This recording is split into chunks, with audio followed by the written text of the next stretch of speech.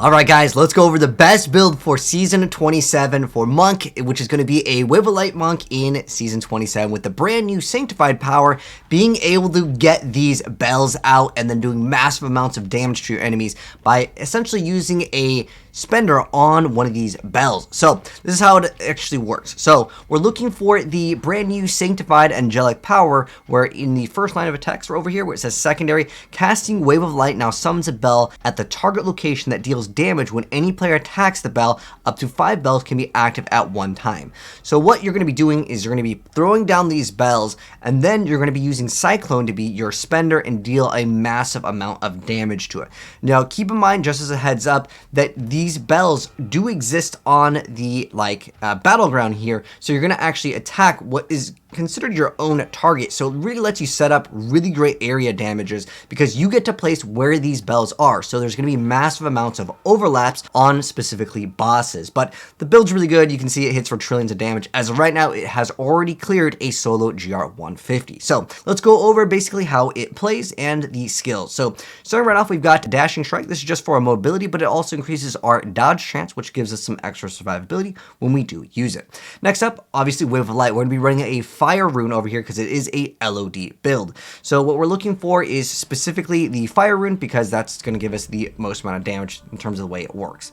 And then Mystic Ally, we're running Air Ally just for some extra resource. That's what we're going to be using. And then you kind of have some options here. Both of these have been seeing some play on the leaderboard. You can run Serenity Ascension. That just gives you immunity to damage. Or if you want more of a consistent way that you can just keep something up as a buff, you can run Mantra of Salvation. You can run Perseverance, or you can run the one that gives you additional dodge chance. Kind of up to you on the defensive skill here. This is the only real optional skill. Everything else is required.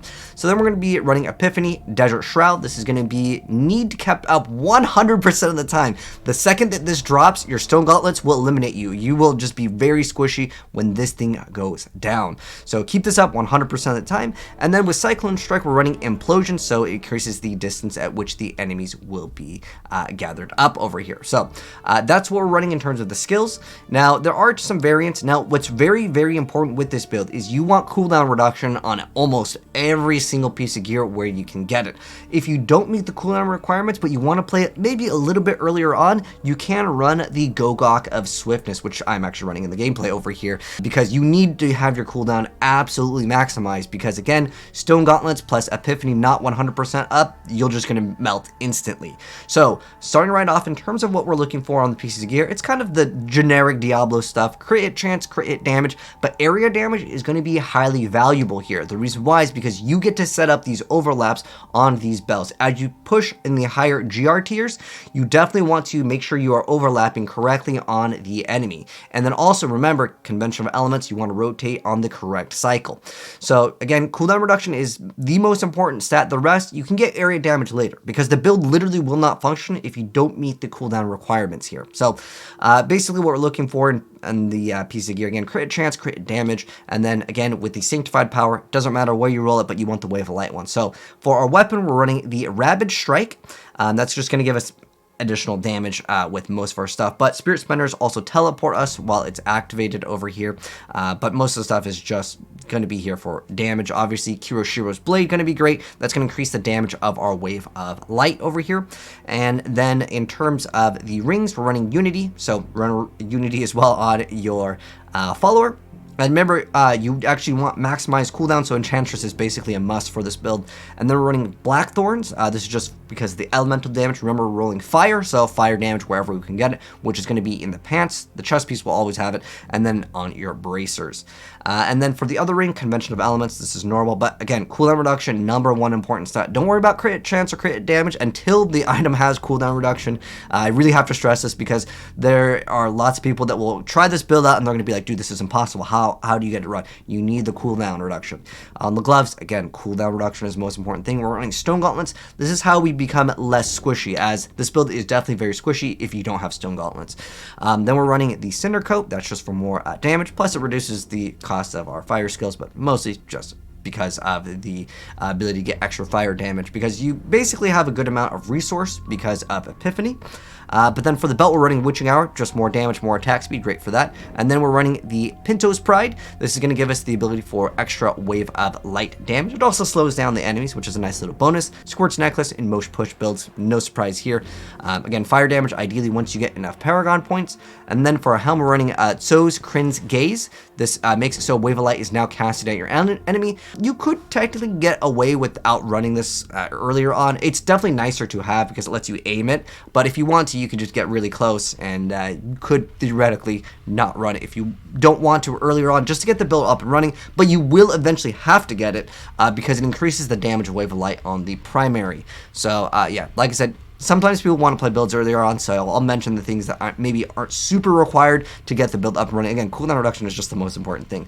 And then we're running the Febs over here for the shoulder piece. This makes it so Cyclone Strike reduces the damage that you will take by 50% after you activate it, and this is part of our damage dealer. One thing that I also want to mention that's very important, I know some of you guys may want to wait for the right convention of element cycle. You could still Cyclone Strike just so you can get that damage reduction.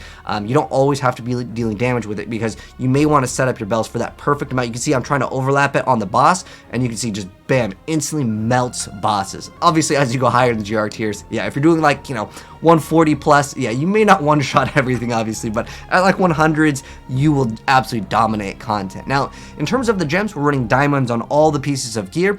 In terms of the legendary gems, what we have in, we actually want to be using Enforcer over here, because this is going to increase our actual damage. I know it says pets, but it works. That's what's on the leaderboard. Run the Enforcer here. Now, you also want Bane of the Stricken if you are pushing for the highest GRs, but if you're just trying to get some extra damage, Bane of the Trap is still an excellent choice. And then obviously, because it is a Legacy of Dreams, LOD, Wave of Light Monk build, we're going to want Legacy of Dreams. Now, alternatively, like I mentioned before, the other option is if you want to run Gogok Swiftness, I had to because I didn't meet all the cooldown reduction pieces of gear at the time of me recording this video. It's just difficult. So keep in mind, this build, if you don't have it up immediately, you don't have to like, you know, run everything perfectly. It just takes some time again to get the cooldown reduction. But on top of that, in terms of the passives over here, we do have some variations that you can run. So we're running the Guardian's Path because you are going to be dual wielding. You have that extra 35% chance to just dodge incoming attacks. Huge. And then also Spirit Generation is increased. We have the Beacon of Yugioh. I know I keep on mentioning cooldown reduction, but it's important for this build. So Beacon of Yugioh, reducing the cooldowns by 20%, great thing. And also Siege the Initiative to actually get extra cast speed, essentially, because it's whenever you deal damage to the enemies above 75% life, it increases your attack speed by 30% by 4 seconds.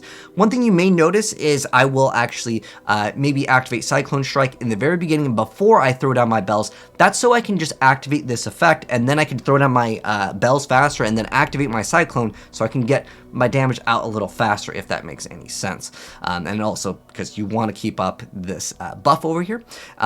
But yeah, Season Initiative, basically these three are required for every single build. You can, as an option, if you want to, you can run Near Death Experience. This one is cleared the 150, but most people are actually running Harmony, but the last one is kind of optional. If you want more damage, there's lots of choices for monks for more damage, but the build does enough damage, honestly. It's just more difficult in the survivability department, so again, Serenity or Mantra of Salvation can both help out with that. Now, in terms of the Kanai's Cube, what are we running? So, because it's a Wave of Life build, we're going to be running the Torch of the Grand Temple. That's just extra damage, and it also reduces the spirit cost of it. Then we got the Bindings of the Lesser Gods. This makes it so enemies hit by your Cyclone Strike take 200% increased damage from your Mystic Ally for 5 seconds. Split Fire allies gain 3 times the bonus. This just works with it, so they just take increased damage from it. And then Obscene Ring of the Zodiac. I keep on mentioning cooldown reduction, so we're going to have an extra ring over here to get extra cooldown reduction. But that's going to wrap it up for the build, guys. Like I said, there's 2 variants. I'll put them both in the pinned comment in case I was maybe too fast or you want to read everything in depth. Oh, I also didn't get to mention that the boots over here. We want the crudest boots. This gets it so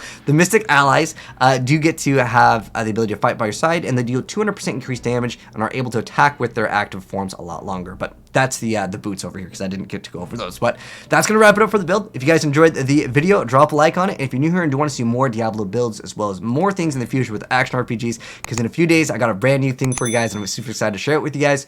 But I'll catch you guys on the next video. Subscribe if you're new, and I'll see you next time. Peace.